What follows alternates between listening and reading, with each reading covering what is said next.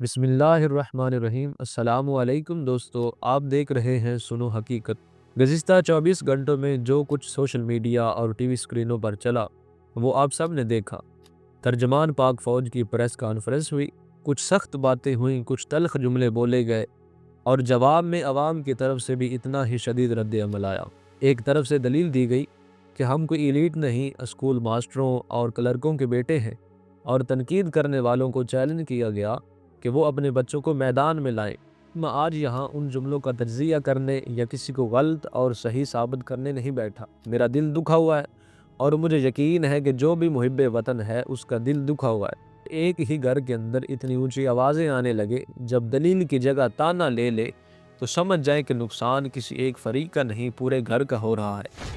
آج ذرا ٹھنڈے دماغ سے سوچتے ہیں کہ ہم یہاں تک کیسے پہنچے، یہ خلیج، یہ دوری، یہ کیوں پیدا ہوئی۔ حقیقت یہ ہے کہ ہمیں ایک دوسرے سے لڑانے والا کوئی اور نہیں بلکہ یہ فرسودہ اور ظالم نظام ہے۔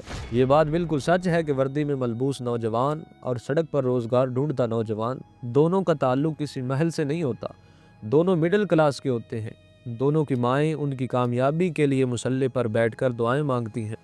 لیکن یہ سسٹم کتنا ظالم ہے، ذرا غور کریں کہ ایک بھائی کو اس نے سرحد کی حفاظت پر لگا دیا اور دوسرے بھائی کو اسی ملک کے اندر روٹی کے حصول کے لیے ذلیل ہونے پر مجبور کر دیا۔ مسئلہ نوجوانوں کا نہیں، مسئلہ ان کا ہے جو اوپر بیٹھ کر ڈوریاں ہلاتے ہیں۔ یہ اشرافیہ، یہ ایلیٹ کلاس، یہ خود کبھی نہیں لڑتی، یہ ہمیشہ عام آدمی کے جذبات کو ایندھن بناتی ہے۔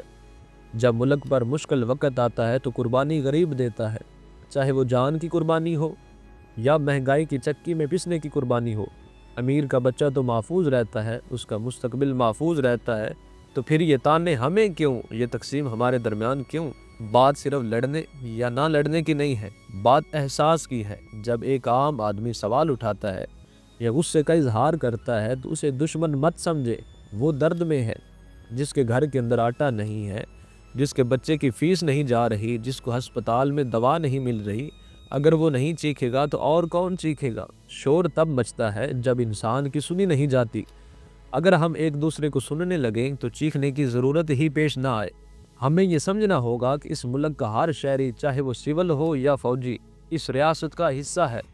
اگر شہری کمزور ہوگا، اگر وہ بھوکا ہوگا، اگر وہ مایوس ہوگا تو ریاست کبھی مضبوط نہیں ہو سکتی۔ مضبوطی ٹینکوں اور توپوں سے زیادہ قوم کے اعتماد میں ہوتی ہے، اور بدقسمتی سے آج وہ اعتماد ٹوٹ رہا ہے۔ ہمیں اس دراڑ کو بھرنا ہے، اسے مزید گہرا نہیں کرنا۔ ذرا پیچھے مڑ کر دیکھیں، ہم کون تھے؟ ہم وہ قوم تھے جو ایک کلمے پر اکٹھی ہوئی تھی۔ ہم وہ امت تھے جس کے لیے کہا گیا تھا کہ یہ ایک دیوار کی مانند ہے۔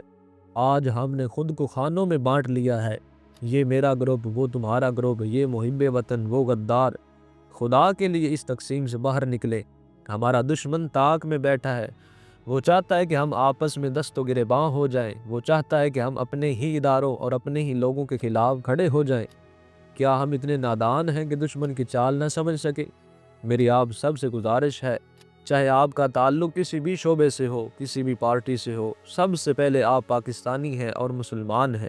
جب گھر میں آگ لگتی ہے تو یہ بحث نہیں کی جاتی کہ ماچس کس نے جلائی تھی، سب مل کر پانی ڈالتے ہیں۔ آج پاکستان میں نفرت کی آگ لگی ہوئی ہے، اسے بجھانا ہم سب کا فرض ہے۔ میری اس بات کا مقصد کسی کو نیچا دکھانا نہیں تھا، میرا مقصد صرف اتنا ہے کہ ہم ہوش کے ناخن لیں۔ یہ ملک، یہ مٹی، یہ ہماری پہچان ہے، ہماری بقا ہے۔ اگر ہم اسی طرح ایک دوسرے پر کیچڑ اچھالتے رہے تو سوائے رسوائی کے اور کچھ ہاتھ نہیں آئے گا۔ آئیے آج عہد کریں کہ ہم تنقید بھی کریں گے تو اصلاح کے لیے، نفرت کے لیے نہیں۔ ہم سوال بھی پوچھیں گے تو بہتری کے لیے، تذلیل کے لیے نہیں۔ اور سب سے بڑھ کر ہم اس ظالم سسٹم کو پہچانیں گے جو ہمیں لڑا رہا ہے۔ ہماری اصل جنگ غربت سے ہے، جہالت سے ہے، ناانصافی سے ہے۔ ہماری جنگ آپس میں نہیں ہے۔ اس ملک کو جوڑنے والے بنے، توڑنے والے نہ بنے، کیونکہ جب یہ ملک جڑے گا تبھی ہم میں سے ہر شخص، چاہے وہ سپاہی ہو یا شہری ہو، سر اٹھا کر جی سکے گا۔ اللہ ہم سب کا حامی و ناصر ہو۔ پاکستان زندہ باد۔